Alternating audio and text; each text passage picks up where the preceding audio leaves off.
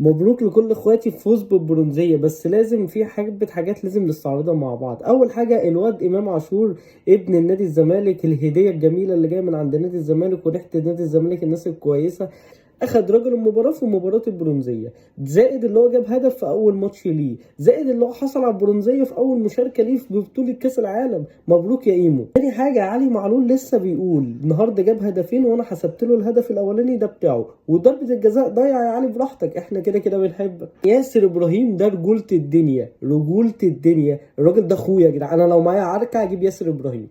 طبعا بقى الراجل اللي انا هتكلم عليه ده في حته تانية غير التانيين، مستر كولر. مستر كولر ده هو اكتر واحد حاسس بجمهور النادي الاهلي، واكتر واحد بيحب جمهور الاهلي، وهو اكتر واحد حاسس ان جمهور الاهلي ما بيروحش مصر. طبعا لازم نشكر كل اللعيبه النهارده، رجاله رجاله رجاله رجاله، ومبروك البرونزيه يا شباب. ولازم اخر حاجه نختم بيها الصوره دي، مبروك